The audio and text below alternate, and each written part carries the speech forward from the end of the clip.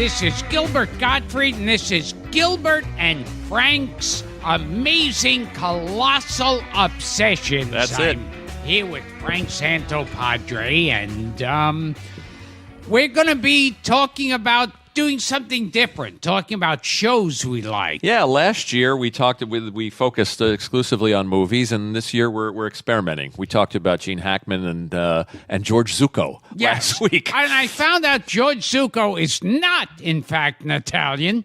Which I'm very happy. Really? You want to give any credit? I'm to thrilled. My people? What was he? It's close to Italian. What was he? It might actually be related to Italian. He was Greek. Oh, and so Zucco was a stage name. Yeah. Yeah. Or maybe it was Zucalewski. And he shortened it. Yeah. And you know, I also have to say, yes, we did an interview with Bruce Stern. We did. And it was a long one, and so there was no time to fit in the theme song. Okay, let's get it. Hush, Hush, Sweet Charlotte. Get to it now. Which was recorded by both Patti Page and Al Martino. Really? A fucking guinea. Wow. Yeah. Al Martino, who played Johnny Fontaine in The Godfather. Oh, my God. And the same. Yes. Yes. I know the Patti Page version, but okay. Lay it on us. Okay. Because the audience wants it. Of course. Yes. By unpopular demand. Hush, hush, sweet Charlotte, Charlotte, don't you cry. Hush, hush, sweet Charlotte, I'll love you till I die. Hold me, sweet Charlotte, brush that tear away. I bring you two flowers I give to you. The red one's for passion, the white one, a love that's true. And now the chorus. Okay, of hush, course. Hush, sweet Charlotte, Charlotte, don't you cry. Hush, hush, sweet Charlotte, I love you till I die. It's heartwarming. Yes. Now, if anyone's still listening. But I fucked up the middle part. I fucked up the middle. That's going to kill me. I'm glad you didn't do it with Bruce Dern on the line. Yes, I know.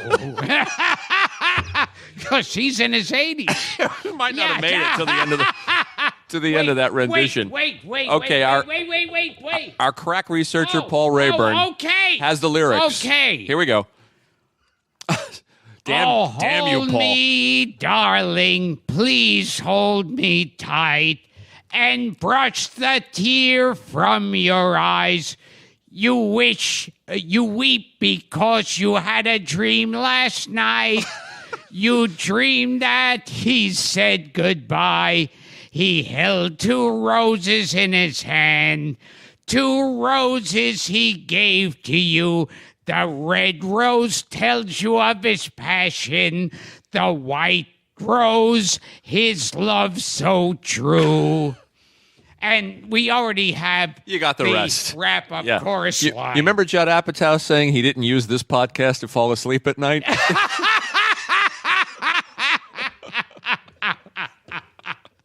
Now. You might now know why. Yes, sir. Okay. Let's try. We're trying something different. We'll pick some shows. TV shows this time. Now, I still laugh when it comes on. Yeah. And that's Car 54, Where Are You? Drew Friedman's going to be very happy that you picked that. And I think we could both sing this together. Well, you started off. You know, it's a show a little bit before my time, but there's a holdup in the Bronx. Brooklyn's broken out in fights. There's a traffic jam in Harlem that's backed up to Jackson Heights. There's a something. I know the Khrushchev line. No one knew this line. There's a something screaming child. There's a scout troop short a child. Khrushchev's doing Idlewild. Car 54, where are you? The show is so old that JFK Airport was called Idlewild Yes, Airport. Yeah. yes, Yeah. and it was made by the great Nat Hiking. Yep. Who created Sergeant Bilko. He's a genius, Nat Hiken. And Nat Hike, it had Fred Gwynn, and who would later be Herman Munster, That's and right. Al Lewis. That's right. Who would later be Grandpa Yeah, it was the first Munster. pairing of Fred Gwynn and Al Lewis. And it had Joey Ross. Ooh. Yes. Carrying on the great tradition of Hunts Hall. Right. Ooh. Yeah, I used to do Go ahead. a bit in my act. Yeah. I still do it from time to time. that doesn't surprise me. Why give up something just because everyone who remembers the show is dead? A lot of 20-somethings coming to your shows and asking you to do Joey Ross material? Do more Nat Hiken. So I used to do Joey Ross talking to Hunts Hall. Oh, I know this Yeah. bit. Yeah. Ooh, ooh, oh, oh, ooh, ooh, ooh, oh. Now, Nat Hiken Yeah. loved funny-looking people. Mm-hmm. And everyone on Car 54 was And on funny Bilko, looking. Doberman. Yes, Yeah. yes, all funny-looking. Yeah.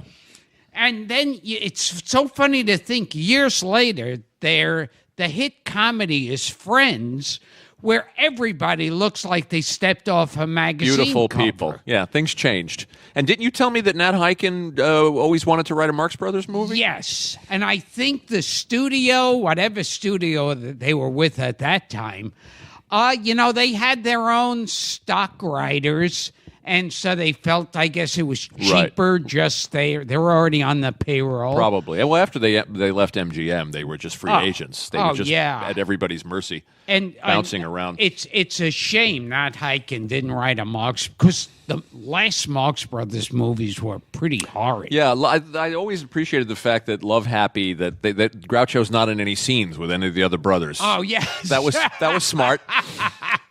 And since we're talking about Car 54, we should mention a guest that we've been pursuing, which is Schnauzer's wife. Yes, yeah. Charlotte Ray. Yeah, who was very funny on that and you show. worked with her.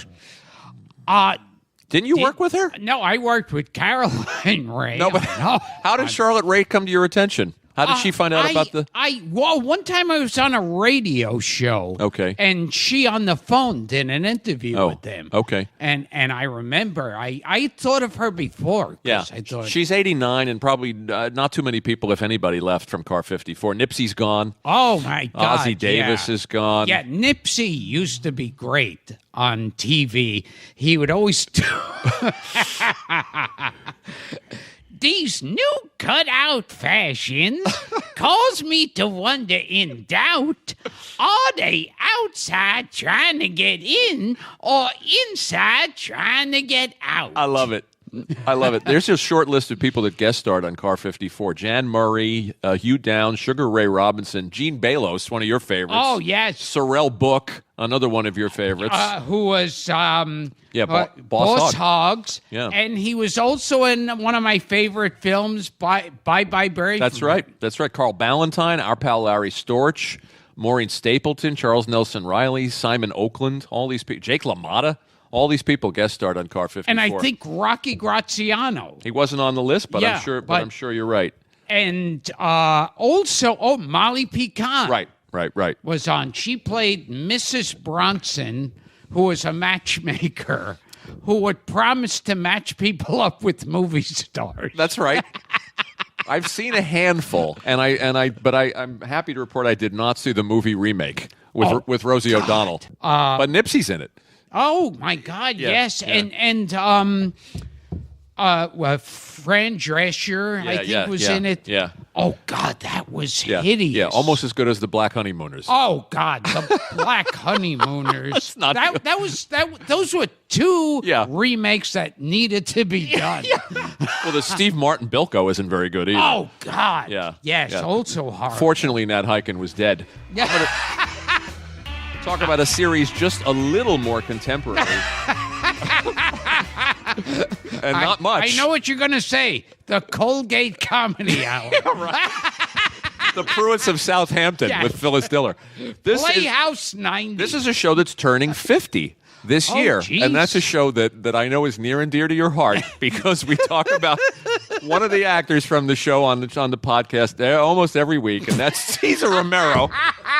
Now, in case you've never heard an episode of this show, Cesar Romero was Really? a famous Latin lover Tell. and a romantic lead in the movies. A very handsome, dashing, Yes, he was continental. And according to legend... Who's legend, exactly? He was gay in real life, and what he was into was he would hire young boys to come over his house, and he'd drop his pants and underwear and bend over, and they throw orange wedges at his ass. Yep. It's been established. Yes, although some people argue that it was tangerine. Right. It Well, was some kind of citrus fruit. So It's really like how people argue who the best Tevye was. yeah. So I heard on the set of Batman Yeah. when it was cold season, they would lick Cesar Romero's ass. Oh, to get the vitamin C. Vitamin C. Well, that makes sense. They were just being responsible. Oh, well, now everybody knows where I'm going with this. By the way, we have a fan and a friend of mine, Gene Beretta, who's a talented author and illustrator. I think I sent you this. It's on our Facebook page. It's on the Gilbert Gottfried podcast Facebook page. Did a wonderful cartoon of Cesar Romero with his pants dropped and some kids. But you had in your story it's young chorus boys, and he changed it to some kids that looked like they were in a Bazooka Joe comic, like a baseball cap turned backward and a slingshot in the back pocket. They're throwing like 1930s right. tough kids. It's really funny. I'll post it after this. But the series I want to talk about, and it came out on DVD, and I've been watching it on DVD, and it's restored, and it looks wonderful, and that's the original Batman from '66. And we've had Adam West on the show. Oh, yes. And you brought up the oranges. Yes. I brought it up to see if he wanted them thrown at his ass. Yes. I bought sacks of oranges. You mentioned it to Julie Newmar. You mentioned it to Lee Merriweather. And I think this year we'll pursue Burt Ward. Yeah. And you'll mention it to him. I mentioned it to people who never even saw Batman.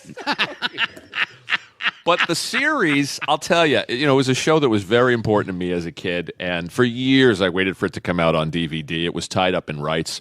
Fox was tied up in rights in legal wranglings with Warner Brothers. Finally, it arrived. The box set is wonderful. They look terrific. And, I know Batman fans and Batman purists who think the show's too campy, but I'll tell you, you could look at it as a historical artifact. Oh, yes. The people that turn up in this show.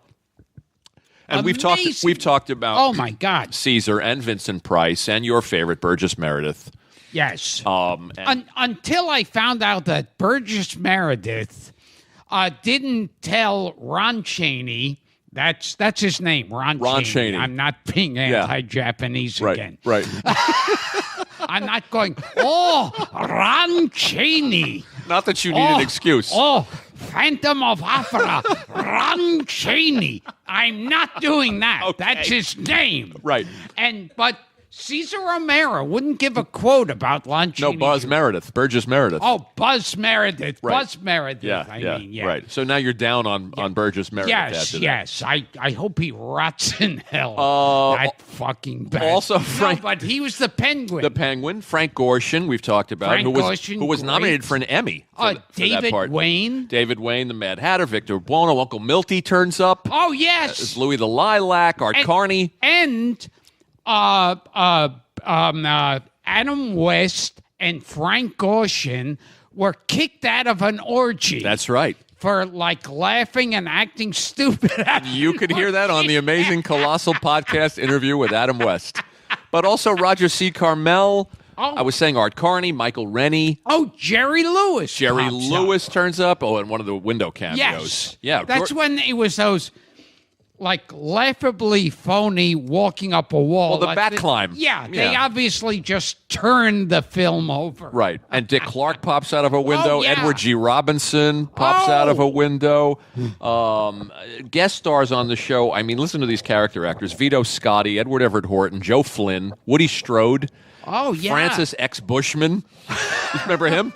George Raft, Alicia Cook Jr., who you love. Oh, From yeah. Wilmer the Gunsel, Burt Mustin, Doodles Weaver, Alex Rocco. You know, Doodles Weaver is the uncle of Sigourney Correct. Weaver. And committed Yeah. suicide. Yes. Yes. Fritz Feld. Remember him? Oh my God! With the yes. mouth pop? He used to slap his hand to his mouth and do a pop, and he was always like the maitre d'. Always played a maitre d'.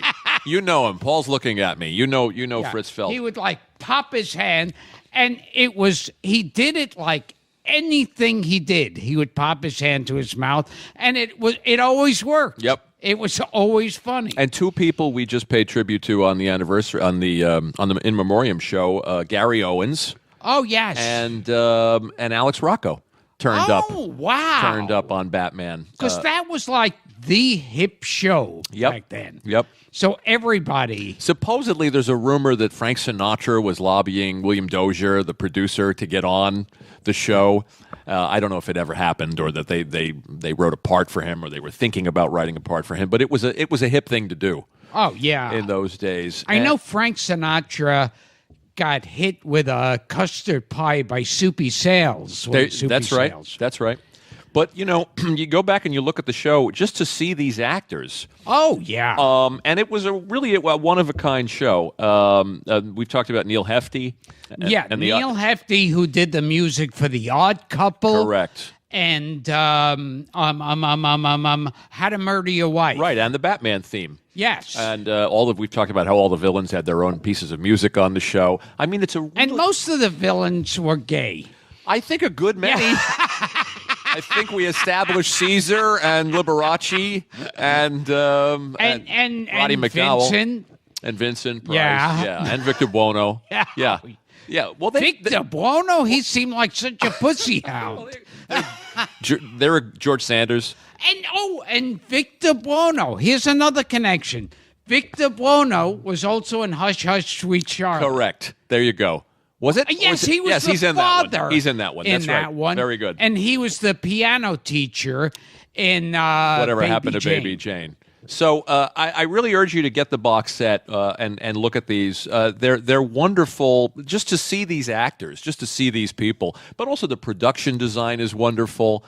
I mean, yes, they're campy and they're funny, but it really is a one-of-a-kind show. Oh, yeah. George Wagner, who directed The Wolfman in 1941, Oh, yeah. was one of the directors. And Lorenzo Semple, who wrote 3 Days of the Condor and Papillon, was one of the writers on the show. Which reminds me, we're still searching for you, Papillon Yes. There Susu. I knew you'd jump off from Yes. there. Me so horny.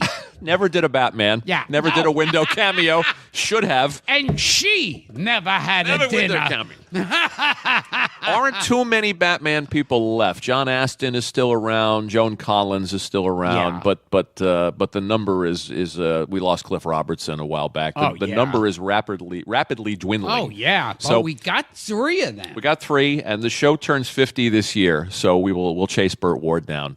But I really urge you guys to take a look at it, and especially the first season.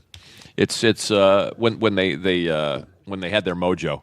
Third season when they Yeah. added Batgirl when they were running out of money. Yeah, and they that's when it's that jump the shark. They jumped period. the shark. They cut the budget. The sets were sometimes just a black space with a staircase in the middle of nowhere. But the first season, the production design is great. The costumes are great. There's some wonderful performances. So just a show I've been obsessed with for a long time. Oh, yeah. So as long as the show is called Obsessions, I thought it fit.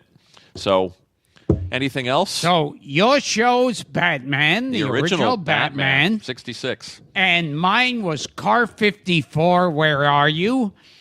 And and that another one. That one pops up on all these cable channels. Created by the great Nat Hiken. Yes. So as always, follow us on Twitter, on Facebook. GilbertPodcast.com is the new website. If you love the show, tell people about it, tweet about it, post about it. Paul, anything else? I think that's it. I did want to say that Neil Hefti wrote a lot for Count Basie. That's right. Oh, he wow. did. That's right. Yes, Neil Hefti wrote a lot for Count Basie. And Billy May was the other guy on Batman, the other musician. And if you Composer. I forget the guy who played the chief. Neil Hamilton. Neil Hamilton. Oh, you mean Commissioner Gordon? No, Oh, the you mean one Stafford Rep? on Car 54. There was the Different chief show. who used to talk like that. Like, Oh gosh, what was that actor's name? That's going to bug me. oh, you know what? Can someone look that up? Hang on. We'll edit it in. Yeah. I got it right here. Was it, you mean Officer Nicholson? Oh, no, Nicholson was that kind of red-haired guy. Officer Kissel was Bruce Kirby, Bruno Kirby's father. Oh, wow. No, he was the Paul chief. Reed. Paul Reed. Paul Reed. Right. Paul Reed. Right. Very funny. Captain on Block. the show. And well, Charlotte Ray, I remember one scene she has, she's arguing with Schnauzer, Al Lewis, and she's angry because he never takes her out anywhere. And she goes, please, let's go out somewhere. We'll go to the movies. We'll go out for ice cream. Let's stand on the corner. Maybe we'll see an accident. Oh, I love it. And it had great stuff. Yes, like that. yes, we got to get Charlotte Ray. So we'll see you next week. Here we go, boys.